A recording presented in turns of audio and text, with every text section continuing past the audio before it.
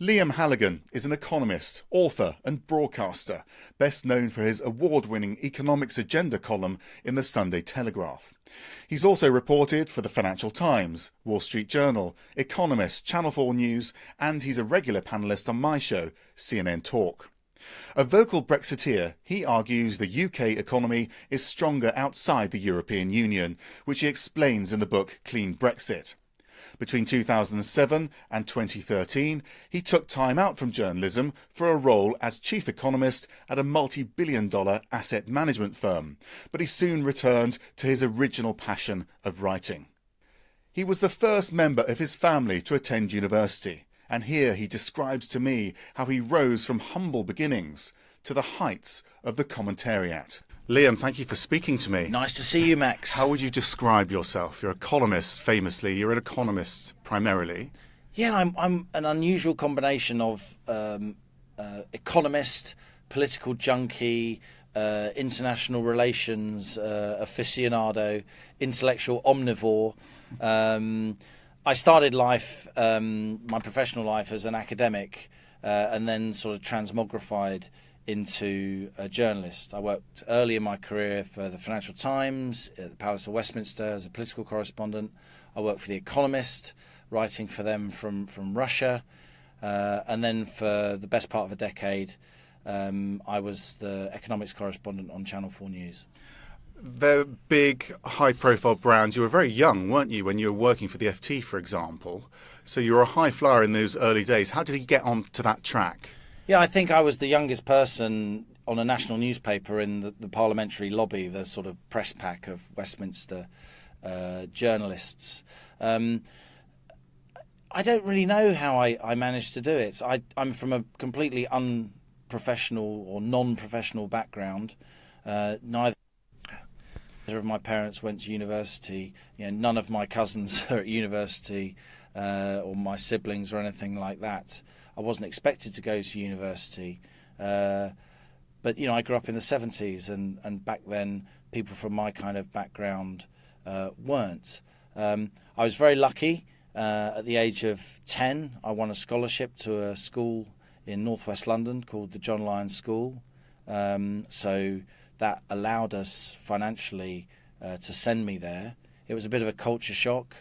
You know, I was from a sort of Irish background at a time when the hunger strikes were going on, the Troubles. Everybody else seemingly was from a professional family. But I was very proud because I left the school as head boy and had a really great school career. And now I'm a governor of the school, so I'm still very close to the school because it's like a social mobility factory. And then I went to university, I went to Warwick, I went to Oxford, did a couple of degrees in economics. But the way I really broke into journalism is that I went to Moscow. I went in the early days of the collapse of the Soviet Union. I had a chance to go with a group of academics from LSE to Russia. I grabbed that chance. I just thought, I want to become as expert as I can on a country that everybody is interested in, has to be interested in, and yet most people know very, very little about. So I went to Russia for a couple of weeks with some professors from the LSE, and I ended up staying a couple of years, much to the, not the shock, but the surprise of lots of people in my life. You have all these opportunities in the UK. Why aren't you doing this? Why aren't you doing that? What are you doing in Russia? But because I spent that time in Russia, I ended up getting a column on a local expat English language newspaper, the Moscow Times, which at the time was an incredibly influential paper. And I guess the economists were reading my Moscow Times columns, and literally out of the blue they rang me up and said, do you want to cover the 96 presidential election for us? Where does the drive come from, do you think? That is the drive that you got in that senior school the same as the drive that took you to Moscow? Yeah, I've always been somebody who has been prepared to, you know, break with the norms. I don't think I'm the kind of person who was ever going to take a conventional career path. It's sort of my inner Celt, I guess. And so it was a risk to go to Moscow at the time, and it was definitely a risk to stay there. I blew out my PhD at Oxford to stay in Russia. which was a source of great shame for me and regret. But life's about opportunity costs, and I decided that it was more interesting to stay in Russia and work for The Economist than go back and finish my what we call a DPhil in Oxford. And then I just always had this sense that why can't I do these things? I'm not from a background where people, join incredible organisations like The Economist and the Financial Times. I mean, I grew up in a house pretty much with no books, but I used to do a paper round and I would be late for school because I read the papers and I'd read all the columnists and was ferociously interested in current affairs. For me, current affairs wasn't a parlour game. It affected my life because of the tension between, my overwhelmingly Irish household and family, Irish Catholic background, and what was going on out there on the street and what the BBC was saying. So for me, becoming very, very interested in politics and current affairs at an early age, it was completely natural that I did. It's interesting though, because it doesn't come from your family; it comes from your own experience of your upbringing and your community.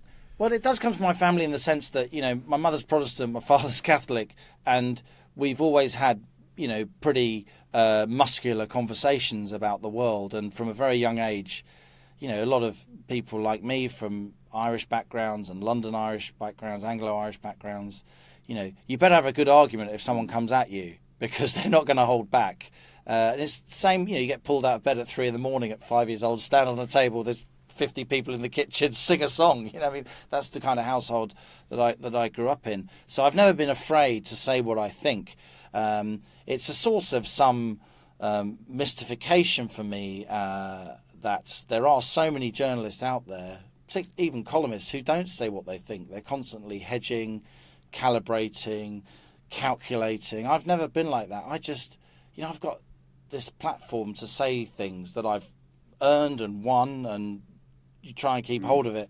But I think that's a great privilege. So I am going to tell ordinary people what I think. And I'm sure there have been times in my career, and there are now, and there will be in the future, where the things that I've said have completely stymied my progress in particular organisations. But I've always felt it's better just to be honest about, so your opinions are the end of your thoughts and the end of your research. They're not ends in themselves. And sometimes the things I've written about sensitive news stories in my columns have got me into lots of trouble, and I've lost friends. But I think in the end you have to be honest with your readership and the public and with yourself. And I'm hoping, Max, it will all work out in the end. Well, what you're describing there is sort of a debate within journalism about whether you express your opinions or whether you are independent, you represent everyone's opinions. Yeah, but comment people. I'm overwhelmingly now a comment person. I started out as a news person, very much so, at the Financial Times. Unlike a lot of comment people, I'm actually a trained news reporter. I can write news and I know what a news story is. An awful lot of people in our rather unmeritocratic industry, Max, come into opinion writing. They're sort of anointed age 22 and they don't do any news. They just go straight into opinion, often through family connections. I'm not being bitter about this. I've won British Press Awards, I'm an established newspaper columnist. I'm just telling people on your podcast what is actually happening. It's not that the best news reporters then become columnists. Some of them don't want to become columnists and opinion formers, if you like. But an awful lot of very young people with no experience end up becoming columnists for whatever reason. I think that's a shame. I think the lack of diversity in the opinion of a lot of our commentariat is terrible. It's a source of big regret. I think the commentariat is increasingly, overwhelmingly, for instance, pro-Remain. Certainly the broadcast media also. On Brexit. Yeah, is overwhelmingly pro-Remain. And, I get in lots of trouble for saying that, but it's absolutely clear to anyone with an open mind and eyes in their head. Look at the panels on television. Whenever I go, I'm allowed to go on these panels, I'm always the only Brexiteer. Now, CNN Talk is a bit different. When we talk about Brexit, it so happens that our core team is, Aisha, Hazarika, Ian Dale and myself. And, that's where I met you. That's where we launched a show a year and a half ago. And both Ian and I both voted for leave. But that's very much the exception. rather than to what regularly occurs on UK broadcast media, which is the panels are almost always overwhelmingly stacked towards Remain. So the disruptor in you, the person that's able to express yourself, comes from your upbringing in those sort of vibrant conversations in the community. But where does the confidence to believe that you can actually succeed come from when you're saying many people from your community wouldn't have tried to do what you've done? Well, my confidence comes from the fact that I've never been given a leg up as some kind of quota or token, if you like. Again, a very emotive word.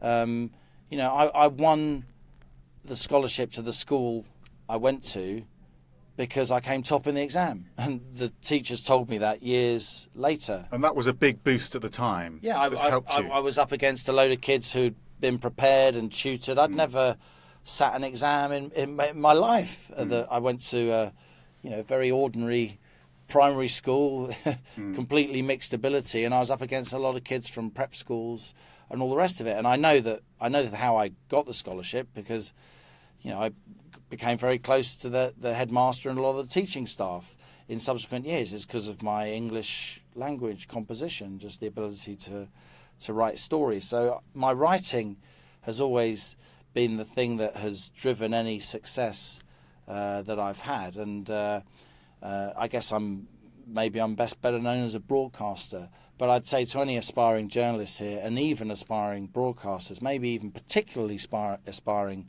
broadcasters, Max, it's all about the writing. It's writing. That is the bedrock of all journalism. Good, clear, concise, muscular but subtle writing at pace. Even for an out-and-out broadcaster like you, I mean, you've had great success writing stuff in recent years. You know how hard writing is. But even the prerequisite of clear writing is clear thinking. And if you can think straight under pressure, that makes you a great broadcaster. But you need to have some sort of cause as well, because you're so powerful in your speech and your language, because you really know what you believe in politically, but also just generally. I'm not, unlike my fellow panelists on CNN Talk, and I don't deride them for 1 minute. I admire them.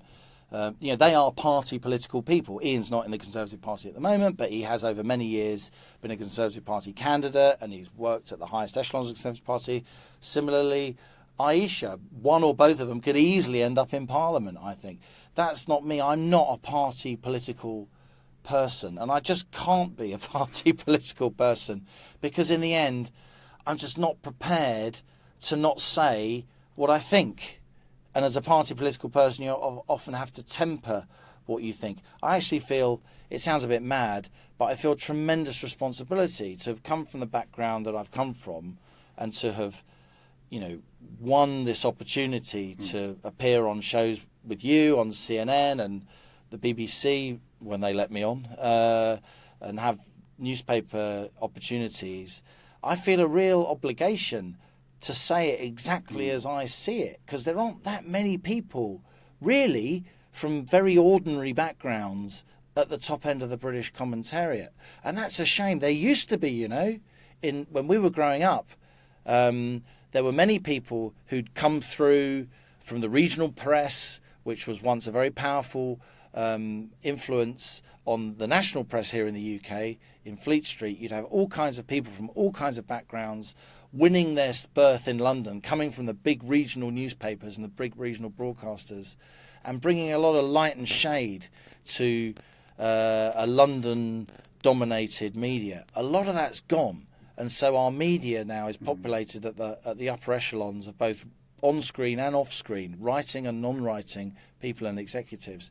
It's much more kind of socially homogeneous. It's much less representative of the broad swathe of this amazing United Kingdom that we live in. And I think that has been shown, I'm afraid, again, I have to come back to it, during the run-up to the Brexit debate, and in particular in how our political and media establishment has responded to the Brexit referendum. That was the liberal elite who didn't see Brexit coming because they hadn't really left London enough. And many of them, they didn't see it coming. I totally saw it coming. I the background I'm from, and I live outside the M25, talk to lots of people in local pubs.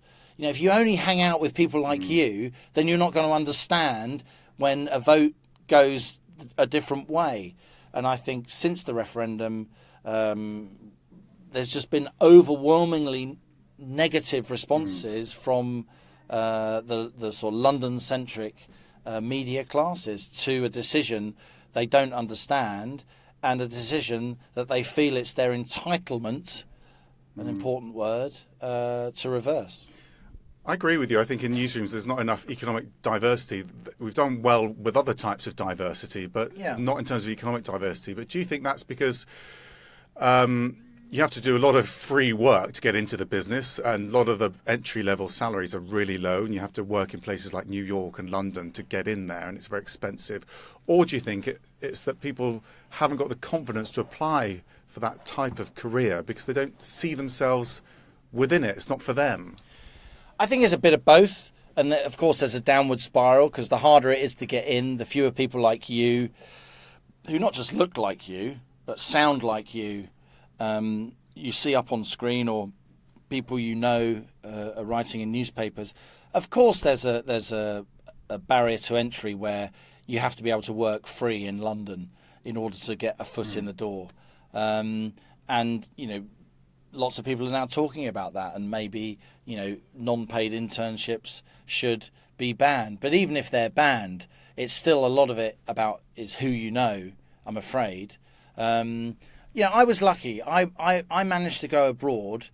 I managed to be paid to go abroad to a very interesting place because I was, you know, an academic, an econometrician who was able to go to Russia under academic auspices.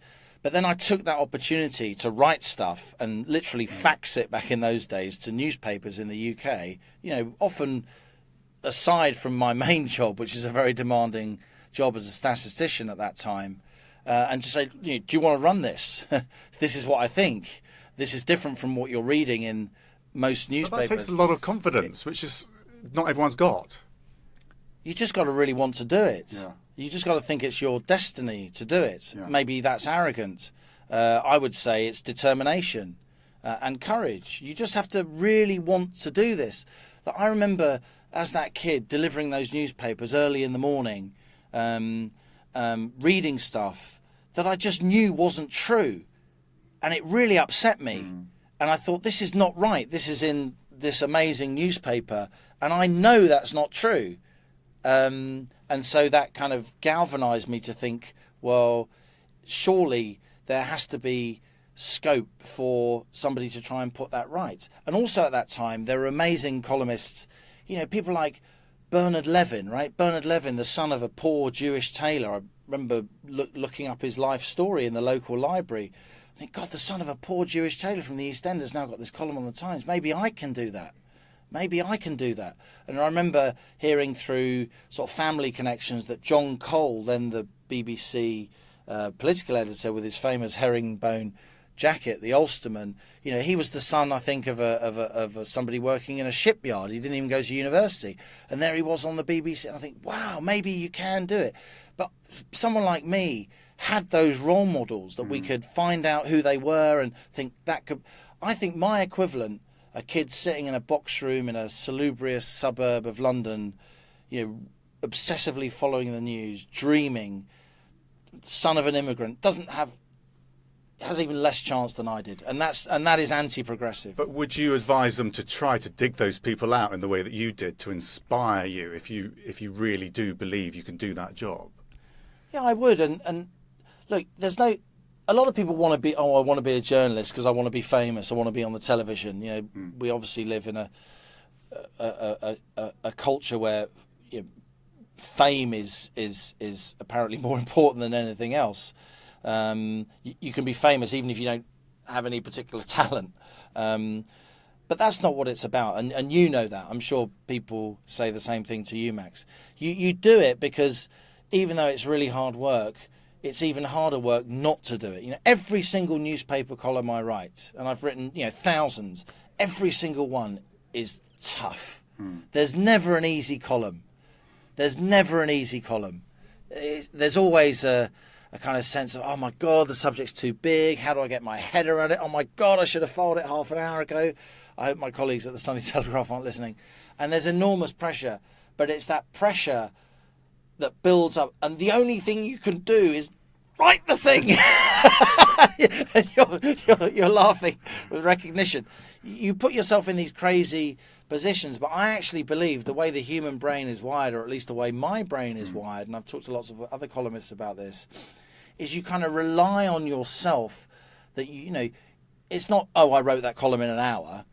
Yeah, but it took me a lifetime to write it, because it is the culmination of, you know, thousands of hours reading, talking, thinking, observing. My sense is that when you really put yourself under pressure to do something, whether it's to fax something in the 90s or the early 2000s to an editor you've never met, whose fax number you've hustled off somebody in the middle of the night, or writing a column that's going to be on the pages of a national newspaper tomorrow and the page is about to go, I think when you build up this kind of head of steam inside you, and the only thing you can do is write it. There's nowhere else to go. You just have to write it. And I think at times like that, your best and clearest thoughts bubble to the surface. Somehow, I don't know how it works, the essence of the issue that you're trying to express. And someone like me, I often write about very, very complex things. I don't write about primary colours issues. I write about, you know, things like auditing and where the oil price is going. Stuff that's very, very important, but is often outside of the mainstream. But I'm writing always for a mainstream audience, a non-specialised audience. You have to get to that kind of pith and essence of an issue. And I find, and I know a lot of other journalists do, you only really get there when you are absolutely what we call up against it. You're up against the clock and you have to write the thing. Otherwise, there's going to be chaos. Would you advise people to push themselves then to that extent? Because a lot of people would get to that point and think they'd actually give up. What is it that makes you push through and get to the deadline? Fear of failure and letting people down. You know, there's a hole in the page, right? There's a hole in the page. It's got your name on it. What are you going to do? You know, live broadcasting is the same, Max. You obviously have many, many hours of experience. And I've got quite a few hours myself. It's just a sense that there is an enormous responsibility here. And particularly on CNN Talk, particularly with, you know, the team that I'm part of and lucky to be part of, we try and keep it light and we try and keep it personable. But these are issues we really, really care about. And we've done a lot of work to think about and find out what our views on certain issues. And we know that there's a tremendous responsibility. Firstly, you're on a high wire, right? We could, you know, half a sentence that's libelous or scurrilous or, well, it'd be slander, wouldn't it, if I was speaking it rather than writing it, or, you know, profane, and you're finished. I mean, you would be sacked, and rightly so. And yet we have to be human and natural and spontaneous, even though we're working within those rails. What I would say about this show, mainstream media often gets mocked and criticised, but, you know, CNN and Channel 4 News the same. When I was on Channel 4 News for many years, no one's ever told me what to say. I just say what I think, but you have to keep it clean and it's family viewing and all the rest of it. But you just have to have this kind of inner confidence and reliance on yourself that you've done this for long enough that you are not going to make those huge, enormous, cataclysmic errors that would get yourself and your broadcaster in trouble. So work hard to get the credibility, the experience, the expertise that you need to do what you ultimately want to do. And the best way to sound natural and to know to sound as if you know what you're talking about is to know what you're talking about, which is a lot of hard work. You've also got a podcast as well where you have a very high bar of the guests you speak to. They're very successful people. What have you learnt from your insights into them about what they might have in common? Because they're from a variety of backgrounds, aren't they? So I have a podcast I've run a podcast for a couple of years called Lend Me Your Ear, and I generally speak to other economists. So I've spoken to people like Amartya Sen, Richard Thaler, who both won the Nobel Prize in economics. I'm lucky to know people like this from my academic life, and I still have a foot in academia. I work with various universities. I've interviewed Michael Lewis, the author of Liar's Poker. I've interviewed Stephanie Kelton, who's a very interesting lady. She was Bernie Sanders' chief economic advisor. So I try and be, from the centre right, and the centre left. I think what all these people have in common is what all successful people have in common, and it's something that I try to tell my 3 kids. Yes, there's talent, and you need talent, but there's an awful lot of unfulfilled talent out there. And success, it's a cliche, but it's true. It is 10% inspiration, your talent, but it's 90% perspiration. And often it's just about, climbing out of bed at 5 a.m. and writing the piece, right? I've written so many good pieces in my head, but they don't actually get written. You just got to get out of bed and write the piece. It is all about having talent. You need talent. That's a given. But there's lots of people out there with talent.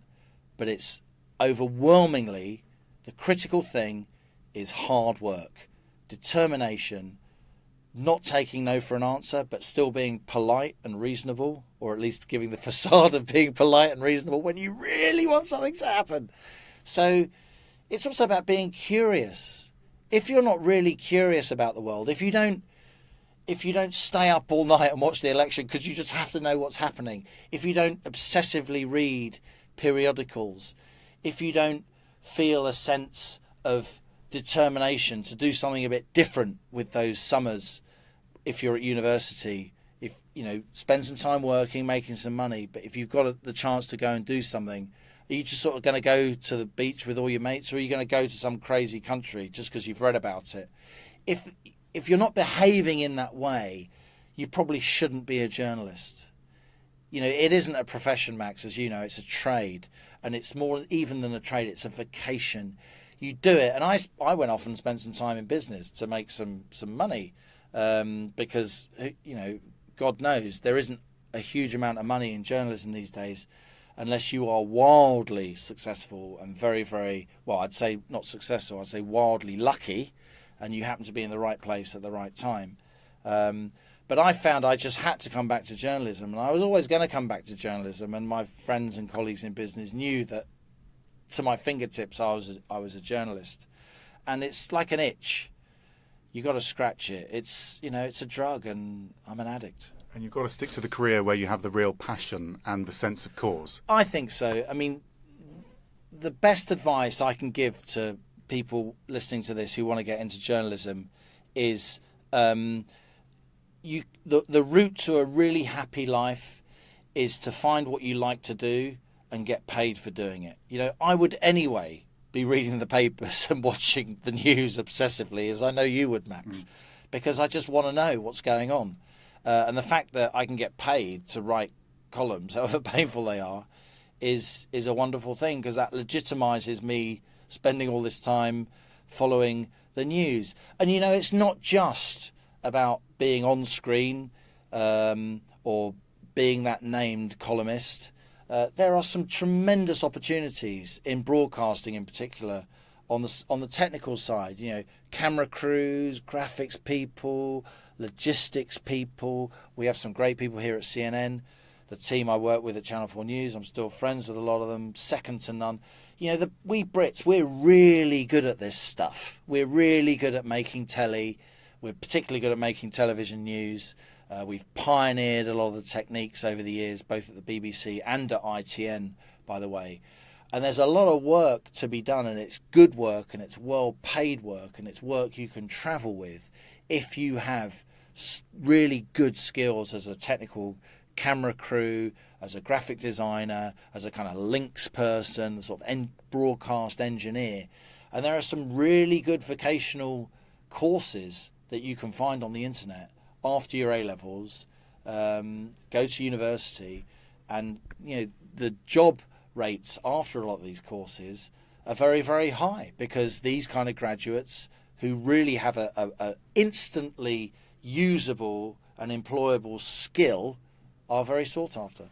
Liam, thank you very much indeed. Nice to see you, Max.